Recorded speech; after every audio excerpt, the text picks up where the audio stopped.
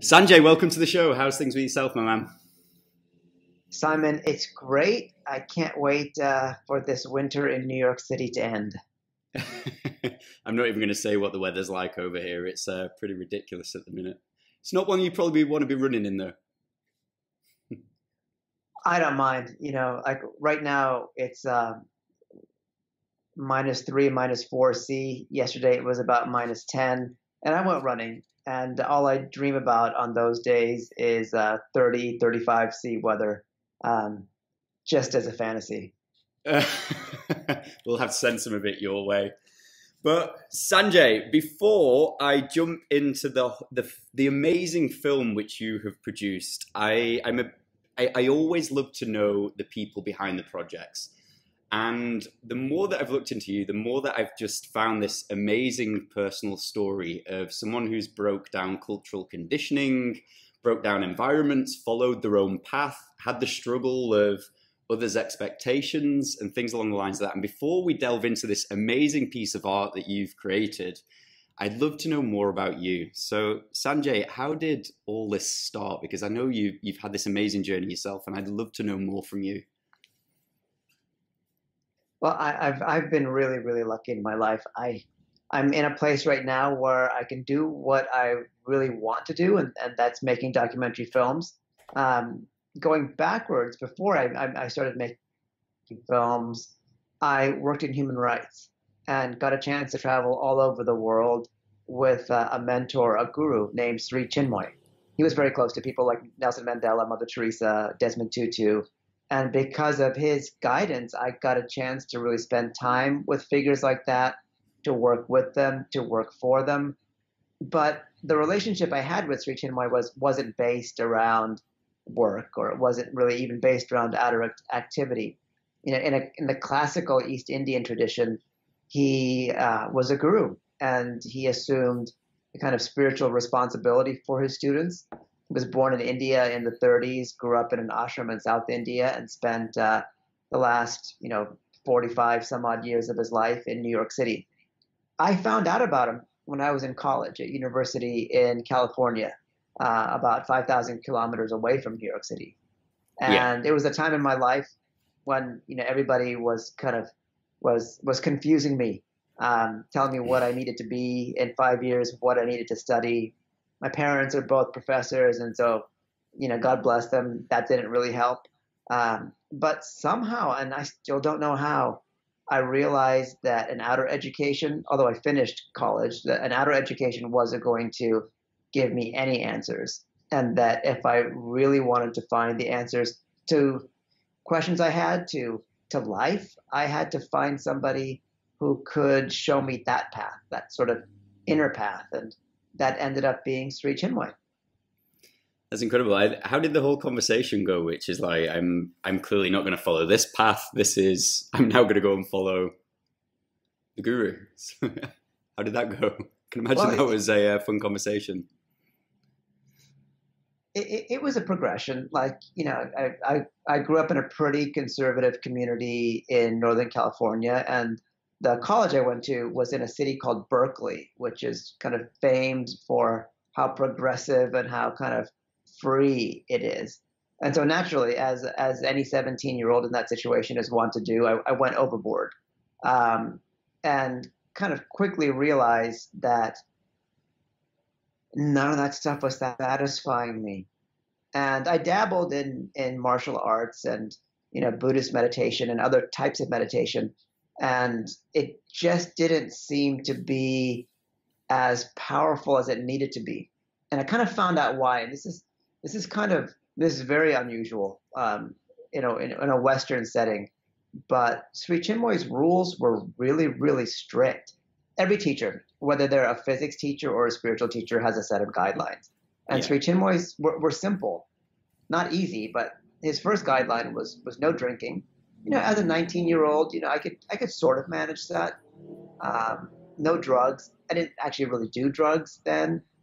But he also said that his path was one that he could take people on to find universal love, unconditional love. And just through trial and error of being in the West, he realized that in order to do that for the thousands of students that he had, he needed to make sure that they were focused just on that unconditional love. And this was the kicker to a 19-year-old. His path demanded celibacy. And Wow. it was just like, whoa, that seems like a hard one. But luckily, I was just coming off a breakup. So it seemed like it could be doable for a couple of days. Was this like celibacy? So Was that like it just, celibacy going through a process, or was it like, you've got to commit, you are now celibate from this point moving forwards? well, it was like, when you're ready to join my path, you start celibate on day one. And that's, I don't want to say that's not even like self-love. That's completely trying to focus your energy on something deeper.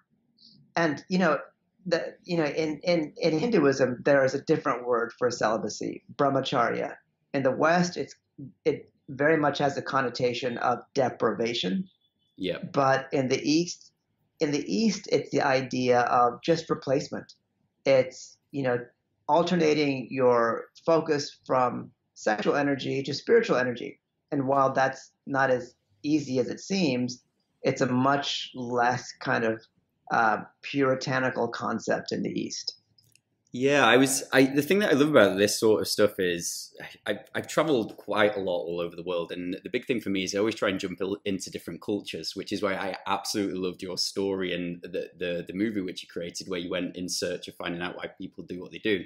When it comes down to this sort of stuff on the spiritual aspect, the thing that I love the most is how it comes down to removing the attachments that people have, the distractions, and how they can really focus on themselves and their own purpose and all that sort of stuff. And I really think we look at it a lot wrong, like you're removing everything, but it's actually not. It's so you can focus on a greater power, so to speak. That's exactly it. And I love the way you put it. In the West, we like to pick and choose what we feel is the most powerful side of spirituality. While we accept the meditation, we accept the yoga, we don't accept the idea of a teacher. Everyone in the kind of, and not in a disparaging way, but in the quote New Age community seems to feel like the guru is within, that individuality or expression of individuality is the greatest thing, and that by surrendering one's will to someone else, you're depriving yourself. But like you said, in the Eastern tradition, we kind of see each human being as a tiny drop. When that drop hits the ocean, they still maintain the identity of being a drop, but then they get to identify as well with the gigantic ocean. So your sense of self expands. It doesn't constrict, and it's not surrounded by bondage, as you said. I love this. We're going to go, this is going to be a deep conversation. I absolutely love it. The other thing that I love about this is with that analogy and the identity thing, I think this is why a lot of people struggle as well. And I'd love to know this from what you've seen through the enlightened race, the transcendent race, is a lot of time we've had this a lot on our show. And a lot of the time when people do choose to start working on themselves, it does I think it really does mean having to break or detach from an old identity that you used to kind of associate with and rebuild and recreate a new one. And I'd love to know, is that something that you've seen from like your practices, your journey around the world, going into all these different cultures, and also from the races, is a lot of people are using this as a way to kind of rebuild and re-navigate what's next? I mean, the interesting thing is that, as you mentioned, I made a movie called 3100 Run to Become, that delves into the kind of origins of running and the spiritual origins of running. You can't separate the kind of traditional aspect of running for enlightenment from running for physical health. Yep. Running is something that if you want to do it for physical health, you can get that health. If you want to look better, running will do that for you. But if you want to transform your life, running will also do that for you. I mean, that's the same thing with meditation. If you want to meditate just for concentration, you can. If you want to meditate for clarity, you can. But if you want to meditate to find God, that's when you're getting to the actual reason and the power of meditation.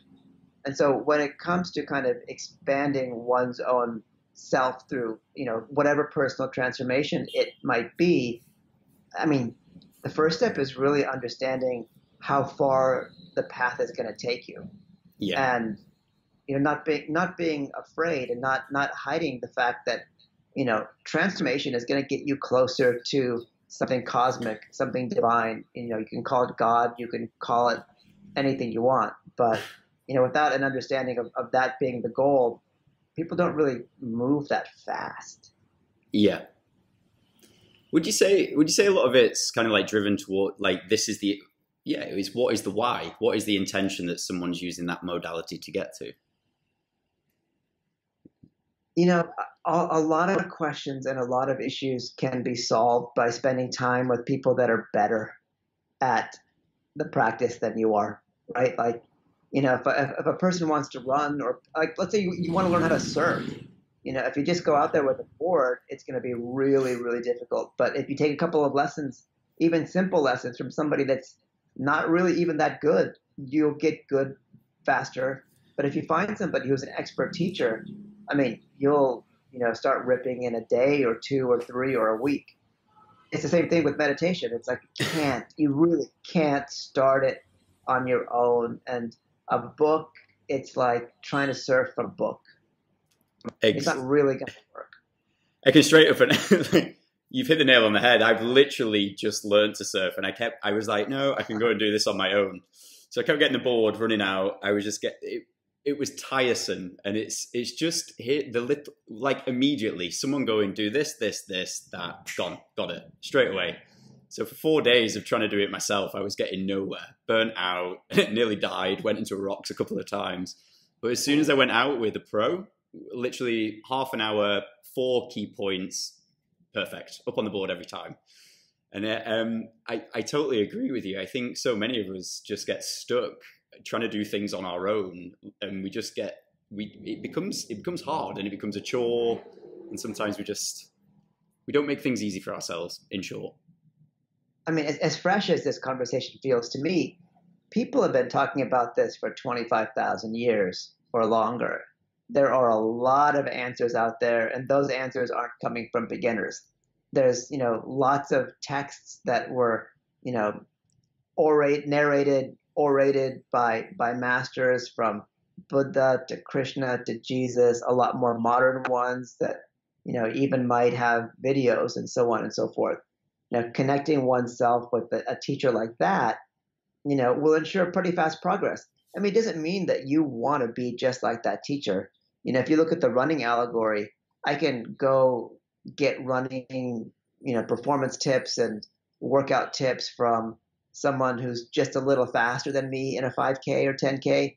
But if I go to an Olympic caliber runner who's a coach and get workouts from them, it doesn't mean that I'm going to turn into an Olympic runner. It doesn't mean that I've got the motivation to get to that level even, but I'm just going to be able to make progress faster. And like you mentioned, I'll be able to avoid a ton of mistakes. Yeah, straight up. Now, this kind of segues perfectly into the film, this amazing piece of art which you've created. And I love the angle which you've built this up, which is obviously running for spirituality. Now, there's so many different angles which I want to jump into this interview and conversation with you personally with. But first things first, where did the inspiration for this film come from? And also, this race is incredible. Like, where did it all come from? How did you kind of get the nod to go, this is what I'm going to create? Where did it come from? So I moved from California to a neighborhood in New York City in the borough of Queens in 1997. I was 22. And that summer, Sri Chinmoy, my teacher, who was very into long distance running, had some of his students start what was then and now the world's longest race, which is 5,000 kilometers. It's actually 4,993 kilometers, or 3,100 miles. It seems outlandish, but the progression wasn't sudden. Sri Chinmoy actually used to begin, if you can imagine, the New York City Marathon, the biggest marathon in the world. Sri Chinmoy in the 70s used to be invited to begin that marathon with a meditation. This was New York in the 70s. It's like spirituality, yoga, running, everything collided. The founder of the New York Roadrunners, or the New York City Marathon, was a man named Fred Lebow. Yeah. In the 80s, as runners began to want to push the distance further and further, Fred and Sri Chinmoy partnered to do 6-day races, then 10-day races, and then 1,300-mile races, then a 2,700-mile race. So in 1997, it became a 3,100-mile race. It's existed for now 24 plus years, but this is the kicker. People have to do 60 miles a day, nearly 100 kilometers a day for 52 days, 52 days to finish within the window. And although this sounds nuts, it's all done around a half mile, nearly a kilometer long sidewalk loop. You know, when people run across the country, and people do run from San Francisco to New York City, which is about 5,000 kilometers, you know, you're going over 3 big mountain ranges. There are trucks going by you. When you need to eat and drink, your support vehicle might be miles ahead of you. And you can't get into a flow. You can't go within yourself. And you can't complete these distances just based on willpower. It's like, unless you're sociopathic, you can't like turn everything off and have a one-pointed focus without connecting to something that's actually going to make you happy while you're doing something that seems like the antithesis of happiness. I can totally relate to that. So the movie's based on the race, but you know, we don't have any interviews, we don't have any experts, we don't have any doctors and people kind of yapping. We tried to kind of illustrate how and why the 3,100-mile race is even possible by interweaving traditional running cultures. Our main character in the 3,100 is a Finnish paper boy who's attempting the race for the 14th.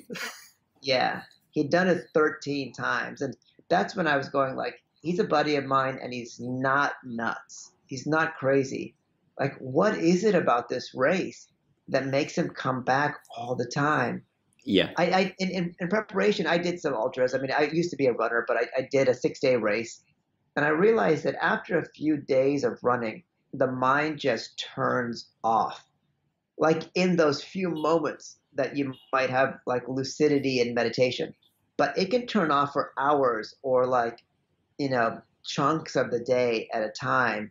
And in that space, you can experience the depth of feeling and emotion and clarity that you might only get in a moment of meditation. And so the 3,100-mile race is just an extended period of that experience if you approach the race with that in mind. That doesn't just happen spontaneously. You have to practice that in your training. You have to practice running from your heart and conjuring, feeling, invoking these ideas and notions and planes of consciousness in activity. It sounds outlandish, but we spent time with the Navajo ultramarathoner, and that character, the Navajo feel that when you run, your feet are praying to Mother Earth. You're breathing in Father Sky. You're asking them for their blessings, and you're showing them that you're willing to work for their blessings. Yeah. We spent time with Kalahari bushmen, with these monks on the highlands of Kyoto, Japan, to kind of show that the feelings you can get and the idea of running as transformation is as old as, you know, bipedal, 2-footed human beings are. I was going to say, with regards to going into those cultures and seeing what they do, I know especially in like the monks, and I think I heard something, or you were speaking about this on a different interview, which from the past has just came up. Was there one of the traditions or something from the monks? Is it they've got some intense thing like initiation or something, haven't they, before they actually class you as part of being a monk? I think, is there some insane fasting protocol, some ridiculous endurance ultra event, or something along the lines of that? So there's a sect of monks right outside Kyoto, which used to be the capital city of Japan. There's a mountain called Mount Hiei, and it is Japan's most sacred mountain. And in about 550 AD, a Shinto monk from that area was sent to China to study with masters, and he brought back Buddhism. This was the first Buddhist sect in Japan, and it's a form of Buddhism called Tendai. And I don't really know why, but that particular monk decided in 556 AD to start a practice that would happen once every 7 or 8 years, where a monk would be chosen. They volunteer, but they would, they'd be chosen out of a pool. Yeah. And here's where the math is important. They would have to do 1,000 days of effectively walking, but this mountain is pretty hilly and it's a single track trail, and their speed for walking is faster than most people could actually run this trail. They'd have to do 1,000 days of walking, split up over 7 or 8 years, and divided into 100-day cycles. So some years you're doing 100 days, some years you're doing 2 cycles, 2 times 100 days. Each cycle has a specific daily mileage. So the first cycle, the daily mileage is about 11 miles per day, or 17, 18 kilometers per day. When you get towards the end, those last cycles are nearly 100 Ks a day, about 91, 92 K a day. After doing 6 cycles, in the break, the aspirant has to do an 8.5 day fast. And that fast, it's like a lot of people have done fasts. Like you go like, oh, I'm just drinking juice. Well, this is, no food, no calories. Yeah. No water. Oh. Not a sip of water for 8.5 days. You're actually allowed a sip to kind of rinse out your mouth so your cheeks don't stick to your gums, but you have to spit all that water back out. Yeah. No swallow. And then number 3, no sleep. So there are monks with you, chanting with you all night long, but that's an 8.5 day kind of trial, after which when the mileage gets pushed up and up and up, it must seem a little easier. But the monks aren't tracking miles. The monks are on a specific trail that takes them by existing temples and temples that are no longer there. They're praying the whole time. They don't really take aid during their daily treks. They might stop once for tea, and that's about it. It's much more about the inner experience. But if an aspirant doesn't finish any one of the day's miles, whether it's day 1 or day 999, if they don't finish that daily circuit, they have to take their own lives.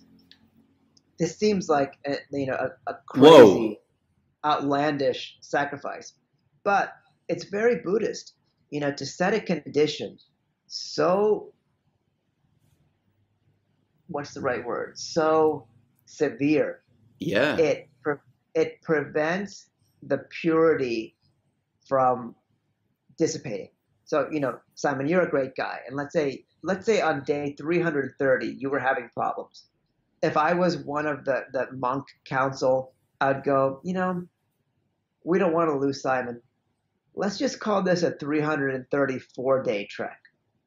Or let's give him a mulligan. Let's say, okay, everybody from now on gets like 1 or 2 days when they can screw up. Across 1,500 years, that tradition would disappear. Yeah. So it's a characteristic of a lot of monastic practices in Buddhism to set the bar really, really high and have a very severe consequence. That said, just like the 3100, we were talking about how you can't spontaneously have a spiritual experience, throughout the whole race if you don't practice for that, if you don't practice kind of mindful devotional running. When the monks are doing this 1,000-day trek, they're not thinking about the horrific result if they fail. They're moving in bliss. They're moving in prayer. And actually, no one has taken their life in the last 150 years because now they're much more strict about the preparation for that 1,000-day trek. It's just amazing hearing that. Absolutely insane. But what I'm in my head, I'm just thinking back. So we've done a lot of stupid challenges, like all over the world, like basically running up Kilimanjaro, X, Y, Z. And the thing that I found is in the moments of suffering, you really worded this really well before, is about the whole switching off thing. I think there is a point where sometimes you kind of like numb out to a degree. But I think through these events, you become stripped, like the true character has to show. And there's nothing else can, and you've really just got to find that little place of happiness through everything that's going on. And through what I'm hearing through all these stories and all of these cultures and the meditation side, it is finding that light in the dark. And what I'm going through in my own head is all of these stupid endurance and challenges where we've done is that's always been the thing that's got like me personally through, is just being able to go, this is it. This is only going to be temporary, but the actual accolade and the accomplishment will last for life. But it's being at peace with what you're currently going through. Does that kind of relate? That's exactly it. You know, it's like people in the West and partially in the East, but much more in the West, people tend to feel that suffering is a necessary part of a pathway to bliss, but it's like chopping off your nose to spite your face. Totally. You know, it actually has nothing to do with achieving bliss. You know, you can never achieve bliss by accumulating suffering. Yeah, suffering might be a natural part of a journey, or it might come as an obstacle. But like you said, suffering is something that needs to be minimized. You know, there's lots of ways to move past it. Number one, it's understanding that it's not valuable. Number two, like you said, it's drawing on other experiences, more positive feelings like peace, and being able to move your mind from its kind of desire to suffer to moving it towards, back towards the goal. Yeah, the goal that you're trying to reach. Yeah. It's like we can start in happiness and grow our happiness. We can't grow suffering into happiness. I mean, there's no better activity to kind of challenge that philosophy than running, especially marathons, ultra distance events, because pain comes, but pain is not the same as suffering. Suffering is like attachment to pain. It's not necessarily, something that we need in order to experience that pain. Pain's temporary, but pain can also be a source of joy. Pain can be something that we can overcome, we can infuse, if I should say, through our hearts. And I saw that with the Navajo. I saw that with the Kalahari bushmen, and moreover, I mean, I saw that with the Japanese monks. Their whole kind of exercise on a day-to-day basis, since they're trekking in sandals, bamboo sandals, they're wearing these head-to-toe robes. People can look on our Instagram and see pictures of that. It's like there's a lot of pain everywhere, but is that pain a problem? No. Is that pain fuel for joy? It actually is, and that's the challenge of it all. I hate saying this, but it really does come down to choice, doesn't it? Am I going to choose to go through this suffering and pain and make it drag out? Or am I going to choose to accept this and X, Y, Z? Yeah, sometimes we don't know any better. It's like sometimes we think that we have to suffer, that we have to suffer to please the divine or to please ourselves or to show ourselves that we can do something. At the same time, if people practice meditation or some contemplative or prayerful activity, you realize that the goal of those activities isn't to suffer. The goal is to feel happiness and joy. And the idea of like running or doing any other activity with that kind of heartfelt sense is to do that activity with joy. I mean, again, it's like running, pain comes, but can we not be in our mind? Can we not accept that running or sports or racing has to be suffering? Can we go into our hearts and, like you said, accept the experience for what it is and try our best to transform that experience into something positive and happy and joyful in the moment? I'd love to know, because some of the cultures and where you've been, I think they're absolutely remarkable. And I'd love to know, like, what are some of the lessons or the things that have really jumped out to you and changed you as an individual from studying these people? So I'm going to kind of go way out there with this, but these aren't necessarily my words. We spent time with the Kalahari bushmen, one of the few groups on Earth that people say every single human being shares DNA from. I've heard that. Yeah, they've been in Botswana for more than 125,000 years. Evolutionary biologists will say that mankind, womankind, humanity's advantage on the savannah was that we were bipedal. And what that means is that when we run, our breathing can work independently. If you can imagine like a quadruped, Yeah. When they're sprinting and they stretch out, their lungs expand, the rib cage expands. They move to breathe. That's when air comes in. When they collapse all four legs together, that's when they're forced to exhale. And so, they're very powerful aerobic creatures, but we technically, although we can't run as fast, we can run as long as most animals, with the exception of dogs, really. But the thing that we could do that animals absolutely could not do was carry water. And so early humans learned to scare animals away from watering holes. Yeah. Those animals would run 5 miles. We'd track them. We'd find them. We'd scare them again. And across 48 hours, we'd be nourished. We'd be hydrated, but those animals would collapse in dehydration. And so evolutionary biologists tend to kind of posit, and it's just a theory, like who could prove these things? They tend to posit that form led to a deeper understanding of environment. That because we were bipedal, because we had bigger brains, we could process the environment, learn to carry water, and create tools to carry water in a way that even advanced primates couldn't. So I'm finally getting to the answer to your question. The Bushmen said that's absolutely not their cultural experience. They said that their advantage wasn't body type, it wasn't kind of skills, it was consciousness. It was the idea that they could draw on the land for power, that they could feel divinity at a much deeper level than animals could, and that they could call on that divinity to give them the power to catch animals, and at the same time to understand that there's a greater will at play.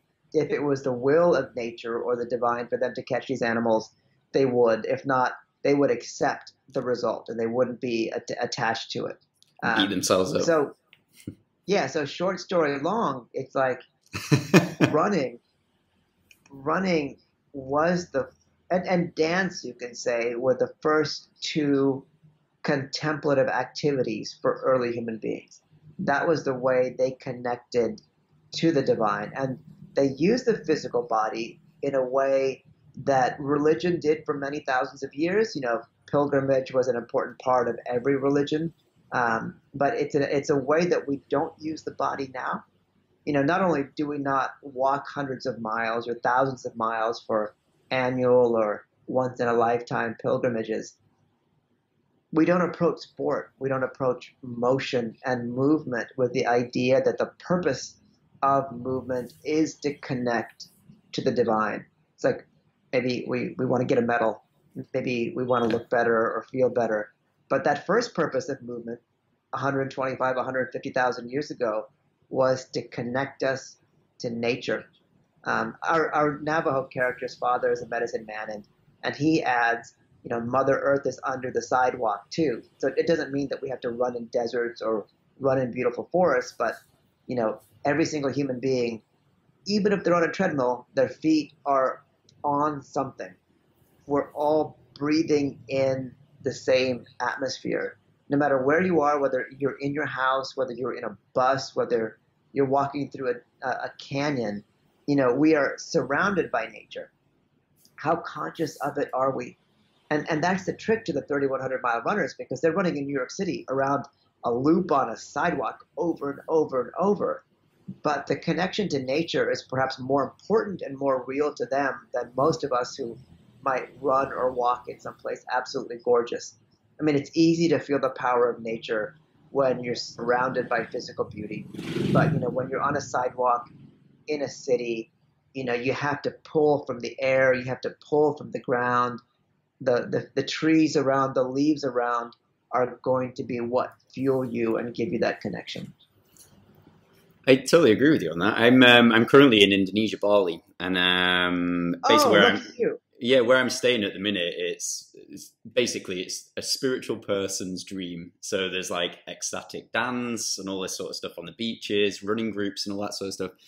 And the biggest thing I've been and done like breathing workshops, and I've gone to do like ecstatic dance. I always try and experiment and push my own little barriers and all that sort of stuff. And it's amazing hearing what you've just said, like about the whole dance and running and all that sort of stuff, because it really does energize you and connect you. Because it's like it's the soul's expression through movement expression, and you're 100% right. Like when you're doing those sorts of things, it's getting into that state where nothing else matters. You focus, you roll in your breath, you can feel the movements, and it's bang on with what you're saying. And I can carry that over to running. Like I used to despise running, but now this is also a great reason why we're having this conversation. I've actually signed up to my first ultra event this year, which is it's not a patch on what. So it's, even though it is only 100K, it's, do you know what I mean? It's the first one, the first notch. But again, I've recently fallen in love with running for the same reasons that I actually was like, the closed version of myself a year ago would have been like, ecstatic dance and push that to the side. But then the value it's given, and kind of like the connection, the energy that I feel from it, I've also found that in running, like going running on the beach, getting the shoes on, going running up in the mountain, it is the connection to self and to nature. And it really does ground you, and it doesn't become tiring. As much as the physical exhaustion does kick in, you still feel super energized through both of those movements. And I found personally, as a businessman and someone who's constantly in the trenches, those things have been amazing tools to get grounded, to find clarity. And I found you just get yourself into a sense of flow just doing those things, like a child playing, where you can say the child's name and nothing else matters. And you find yourself in those states when you're doing those things. So it's amazing to kind of connect the dots through things that I'm doing and then hearing where these things have come from through this conversation.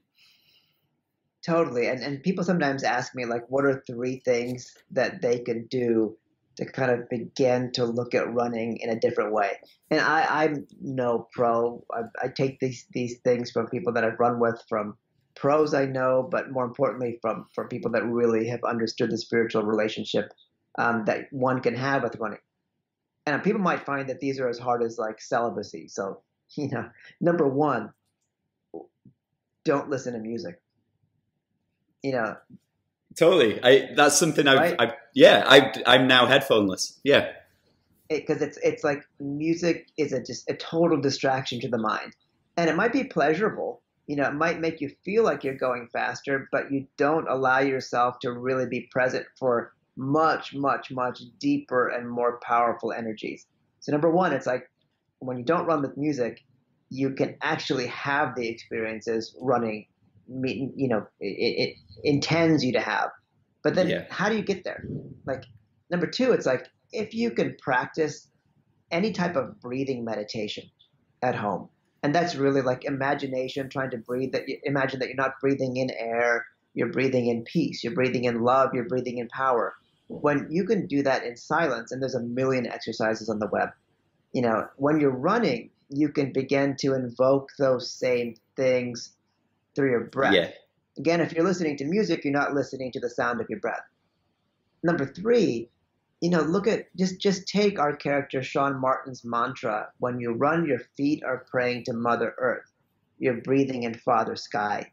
You're asking them for their blessings. You're showing them that you're willing to work for their blessings, for those blessings.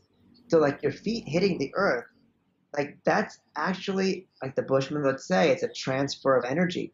And if you can be conscious of that, and if you can believe in that, you actually begin to feel that. I mean, I'm super excited because the movie is going to be available in Australia. We're going to be in theaters from March 17th through 30th, and then it's going to be online. If listeners of yours are in other places in the world, chances are you'll already be able to watch it everywhere. On iTunes or Amazon Prime, Google Play. It's out in many countries, US, UK, Canada, but we're just opening up New Zealand in February and then Australia in March. So just for the guys listening, all the links to the show will be under the show notes. So it's just a click away. I strongly recommend that everyone goes and watches this film as well. It's very inspiring, super inspiring. The thing that I love about this as well is I think this is something we need to touch upon, because a lot of people will probably be listening to this going, oh, these are all going to be young people who are doing this event. XYZ. But through the actual film, it's not. The avatar is people who are like 35, 40 plus, who are, and the thing that I love about it is it's an older age range of people that are actually partaking in the race, but the reasons as to why they're doing it is incredible.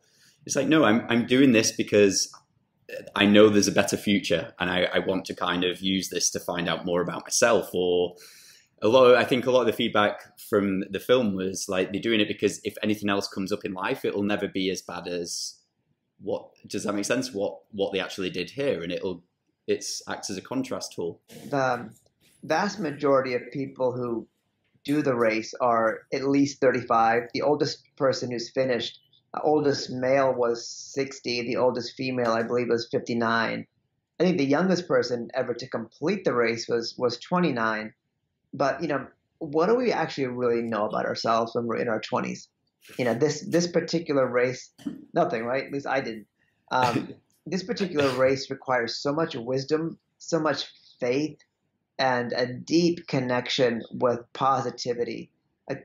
Having a good experience in this race isn't possible unless you know how to be happy just in general, normal day-to-day life. Because the idea of being happy in the sweltering sun, it gets 36, 37, 38 degrees Celsius in a New York City summer. You're eating 10,000 calories a day, probably drinking 20 to 24 liters, 5-6 gallons of liquid a day.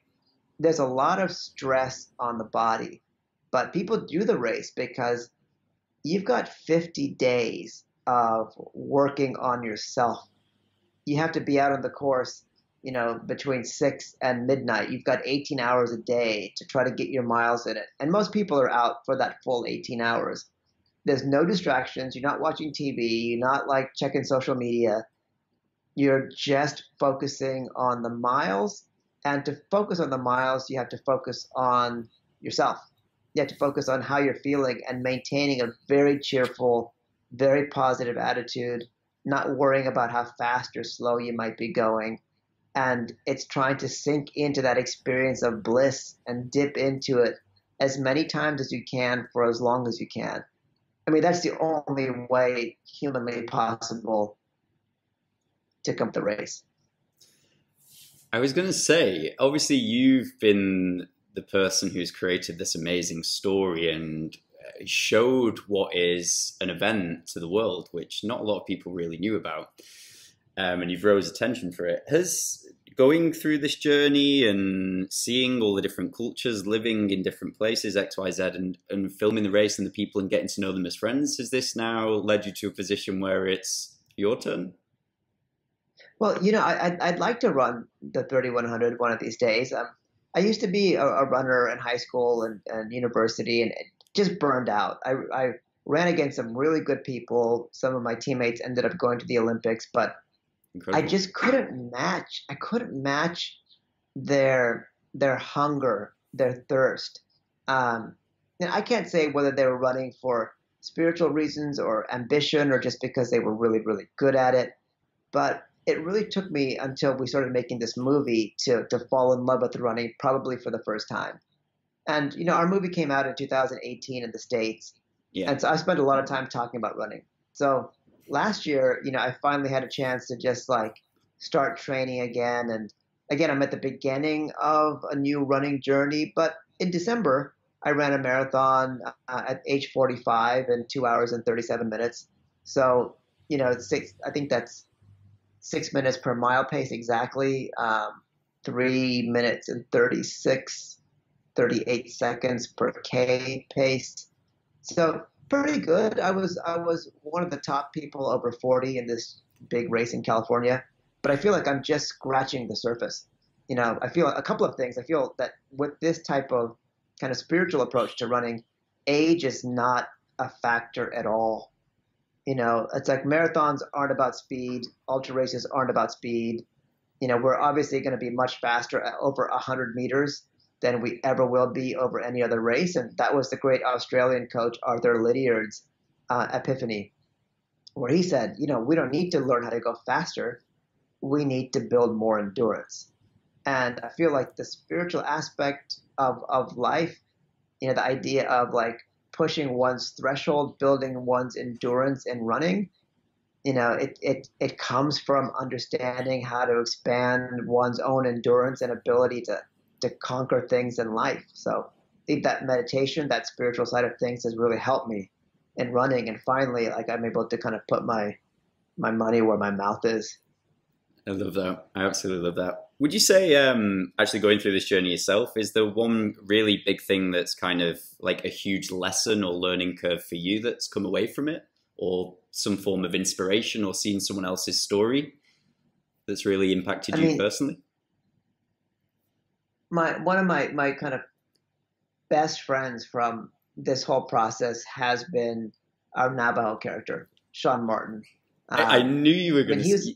Yeah, I can see why. Right, because it's like, a lot of us feel certain things when we run, but we don't really know what the kind of like deepest experiences can be. It's hard to kind of understand the depth of running and spirituality unless somebody tells it to you. That not only gives you words for the little experiences you might have had, but it gives you a sense of how much more is out there. Even in Australia, the kind of legendary marathoner Rob de Castella, has something called the Indigenous Marathon Foundation, where, he's trying to help Aboriginal runners revive the traditional forms of running and their traditional running stories. The few cultures out there that exist that have had kind of an unbroken practice of running for hundreds, if not thousands of years, I mean, they're the only kind of like proof out there that running can be a transformative experience, not just one for health or for looks or for pain, but something that we can use to change our lives. I love it. I love it. I'd also love to know as well, is there anything else is there another project now which you're looking to work, if you can speak about it, is there another project or another form of amazing. Asking. I'd love to know. So my coach in the States is a Native American woman named Patty Dillon. She ran in the 70s and 80s as Patty Catalano. She was actually the first female athlete sponsored by Nike. She was second at the Boston Marathon 3 years in a row, had a number of world records, almost every American record from the 10K through the marathon. But, most people don't know about her. So, she experienced everything positive that a runner could experience, but she also, as a Native American and as one of the first women that's kind of pushing the limits, she faced a huge amount of she suffered a lot, I should say. Yeah. And so, her story is so good that we're not making it as a documentary. My film partner and I wrote a script, and we're beginning to produce that. Hopefully, it'll be out as a feature-length film sometime in 2022. These things take a long time. So yeah, that's another running story. She's an exceptional human being. Yeah, I was going to say the other thing is obviously the other side of you is like kind of like the activist side, and I was going to say, like, what really got you into that? What was it? Seeing all of these other people's stories? Is it a story from your own past? What got you into that? It was really Sri Chinmoy's influence. One of the first things he had me do was work with some of his friends, and one of those friends was a musician from Haiti. For those of us who are like at least above 38, 39, there was a band in the 90s called the Fugees, the first rap kind of hip hop group to really, really sell records. So that one of their musicians, Wyclef Jean, and I went to Haiti and did a lot of work there, and I began to really see, how suffering, kind of covers almost every inch of the planet, physical suffering, and also at the same time, how similar people are to one another. I mean, I traveled a lot, but as people who listen might know, it's not really until you're in communities that are facing desperation or that are in humanitarian crises that you really kind of understand how limited your own viewpoint is, and how you need to kind of expand your heart to feel what a lot of other people are going through. Yeah, this is one of the, I wouldn't mind speaking about this as well. This is one of the biggest things I found through, again, traveling the world and being in different cultures is there's an amazing, this has shown up again a lot of the times on our podcast, is there's this, an amazing saying, which I absolutely love, which is once you're in the jam jar, you can't read the label. And I think a lot of the time, because we don't go out and we don't adventure, a lot of us don't actually realize how fortunate we are that we've struck gold with the postcode lottery where we've been born, and so to speak. And we don't realize that some things have been completely out of our choice or out of our control that others are facing. And I mean, it's only when kind of like, for example, going to Africa and like different places like Thailand slums and all this sort of stuff, when you really do kind of see the suffering and what people are doing, and how if people came together like humanity, we could genuinely help and fix. And I think this is kind of a big thing that a lot of people like myself and you are doing, is trying to unite, connect, bring people together. So not only are we going through our own spiritual journeys and helping other people heal, it's also trying as well to lift the envelope of humanity up as well and get that out too. I'm with you, and it's like, you know, in my own opinion, there's only a couple of activities that exist where, you know, you could go to any country, immediately find a group of people that you don't even speak the same language with, have an experience, and remember it for the rest of your life. Like, number one, it's food. You know, you can go and have a meal at a restaurant, have a raucous, great time with people, not understand a word they've said, but just have a beautiful experience. And the other is running. Yeah. You know, in almost every city in the world, you can find a group, go for a jog, whether it's super, super slow or whether it's more medium or it's super fast. You can find people at your skill level, at your tempo, not speak a word of their language, be with them for an hour, and then say goodbye, and you'll never forget it. You know, for group activities, there's only two things like that, you know, so it's one of the few things, and maybe singing, but then you'd have to know the songs, you know, you'd have to like really, you could go dancing with people, maybe that's the third thing. But, you know, I think if more people began doing any of those three activities, you know, and seeking out those experiences where they could enjoy something deeply with people and not even really know names or like know a language, you know, the world would become a lot smaller. Exactly. I think an inspiring thing that I found as well from this, and I've got quite a powerful story actually on this, is when you, and this kind of segues itself back to something we were saying before about the choice to suffer, or the whatever situation you're in, be whatever you're going through, is the choice to find the light in the dark. And for example, there was, I can't remember what country I was in. I think it was Peru. It was Peru. I was traveling in Peru, and I had there's a bit of a story and a transformation in myself from when I was like 25, hit a bit of a bottom out moment. And the trip to Peru was one that genuinely changed me. And we were in kind of like these rundown shacks, like as you can imagine it. And we got speaking to all the locals, and I was like, I cannot believe how happy these people are. And this was my first experience of it. And this little Peruvian girl, she wouldn't stop looking at me.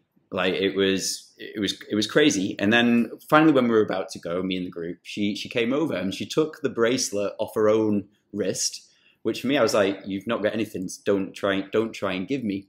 And she looked me in the eye and she was like, you have pain in eyes. And I just broke. I was like, oh wow. My God. Yeah. And she gave me the bracelet, and and I was watching. It was just, it was the best mirror experience of my life, and it shattered my reality. And I'm so glad and grateful that girl did that, because it made me realize what I had. Like, does that make sense? It really just it grounded me in an instant. And in what I was sat there thinking, these people are suffering, but they actually could see beyond and see within me that I wasn't in a good place at that moment in my life as well. And for someone to come over, and even though there's not a lot that these people own, to try and give me something to make, like, to see, it was an amazing experience. But anyway, that's just something amazing. But cool. That just flips it back into again, humanity is, and going back to that whole reason of even whatever scenario we are in, we can either choose to have the pain or the suffering aspect of it, or we can try and find that light in the lesson and navigate our way to a better day, so to speak. Beautiful. Oh. I've never told anyone that story, you know. I never thought that would come out on the show. Yeah, well, there's a couple of close people who know about that, but I've never voiced it into the public eye. But Sanjay, my man, I'm going to wrap this show up because obviously I want to respect your time. But we always ask a couple of questions, and I really cannot wait to get your answers on this because you are a deep soul, and I really think these are big. But going back to a younger version of yourself, if you can imagine a really happy time, say between the ages of 0 and 7 as a child, and if you were able to place yourself as you are, and with all of these lessons that you've picked up with gathering wisdom from all over the world and what you've got now from your own experiences, if you could go over and give the younger version of yourself a piece of life advice that would help little Sanjay navigate himself through life from this version, what words would you speak? You know, this doesn't sound that profound, but it's something that I felt when I was 25, 27, 29, and I forget it a lot, but like I try to tell myself that I don't have to worry about a thing. You know, it's like there's a kind of a Hindu maxim where, you know, the spiritual teacher Krishna told his student Arjuna, you have the right to act, but not to the fruits thereof. You know, it's like it's in our nature to do things, to work, to have a goal. But peace comes when we don't have an expectation of success or failure. In fact, you know, one might say that, you know, the aim of life is in those moments where you're not worried about success or failure. So that idea of being detached from the results, but working with all of your heart to get there, I could have used that, you know, much earlier, or at least, you know, a fragment of that. It's amazing that you've said that as well, because thinking back to your documentary, a lot of them were detached from the result. It was just for me, it's my own race. There was no expectations, and that's, again, another reason I absolutely loved it. And then second question, number 2, is if we could create a device, or if we could put one message across to the entire humanity and the whole human race could receive this one message, what would you say? Well, somebody asked my teacher, Sri Chinmoy, in a very kind of cute, simple fashion. It might have even been a child asking him. And, you know, I'm going to use the word God, but in the Eastern sense, it's like that means a lot more than you know, just the Judeo-Christian sense. It means, you know, the divinity that's in all of us, but that can take form and not have form. So somebody asked Sri Chinmoy, like, what makes God the happiest? And Sri Chinmoy said, God's happiest when he sees two friends talking. It's that simple. I mean, you can imagine, like, when you're walking down the street and you see two mates that are chatting, and you think, like, if the entire world, if every human being interacted with every other human being with the familiarity that two friends have, like, oh my God, there would be no problems in this world. Or the problems that we have, we would be able to work out the way two friends can. I totally get that. The best thing I can think about from that is when you're sat with an old friend, or even a new friend, or even, for example, like a conversation with this, where you just lose complete track of time, and then you look at your clock and it's like, oh crap, it's been an hour already, 2 hours, 3 hours. You just it's momentary, isn't it? You're completely within the moment. Nothing else matters. Yeah, it's the idea of oneness. You know, it's like, you know, we can create oneness. Like, you and I have never met before. This is our first conversation together. But it's like this type of experience of, you know, seeing each other for who you are, accepting each other for who we are, and, you know, trying to grow through a conversation is what friends do. And if all of I mean, this sounds so woo-woo, but it's like if everyone's conversations with everyone else were just from that space of friendship, without animosity, you know, God, it's like in America, the political situation's crazy. Like, politicians here don't treat each other like friends. But if even on the most basic level, people were just more friendly to each other, we'd be in a much better place. Yeah, I'd love to touch up on that point as well. I feel with exactly what you've just said, a lot of the time we go into connections, or I found from business groups, people are going to connect with people with a loaded agenda. What can I take from this person? And I just think the art of human connection has really just diminished. Yeah, like we'll get so much more out of friendship than we will out of any transaction. Yeah. I think that was the kind of heart of the really kind of cute way that Sri Chinmoy answered that question. And question number three, the final question is for you, Sanjay, which also is a name that means victory, which I absolutely love. Yeah. What does it mean to you to be able to lead a nourished life? That's a great question. I try to set big goals. I try to set time frames. I try to work every day towards those goals. But for me, leading a nourished life is as simple as trying to be happy along the journey. To be happy moment by moment with everything that's happening, with the good, the bad, the ugly.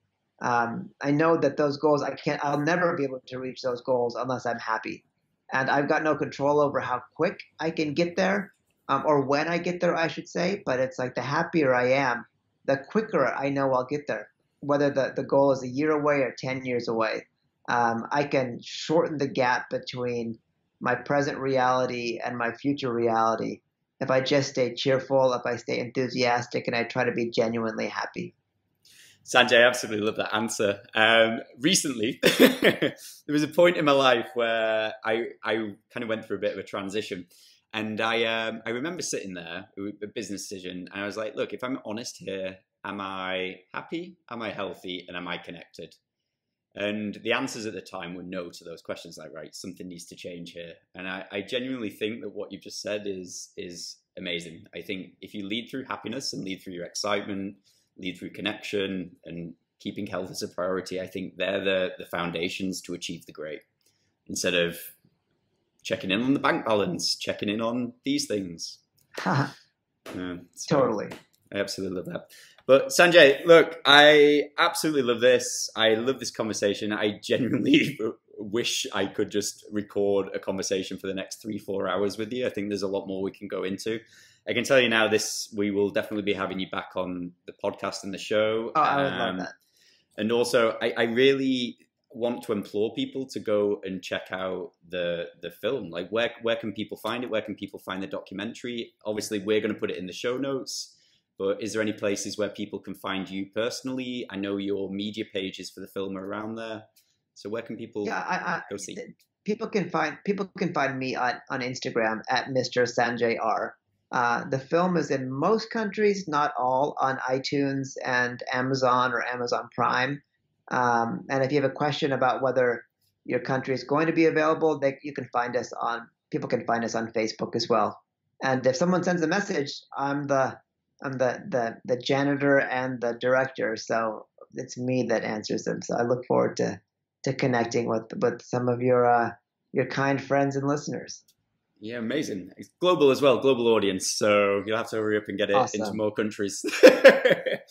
But guys, if anyone's been listening to the show and they've took something away from this, we'd love to know that you've been listening. Just simply take a screenshot of the show or a picture of the YouTube channel and simply tag myself and Sanjay in, because we'd love to know that you've been listening and what you've actually taken away from this interview. But Sanjay, I just want to say thank you. I genuinely wish I could have more time Simon, to speak to you. The pleasure's all mine, really. It was great to meet you, and may the next time we meet be in Bali. I would love that. Top man.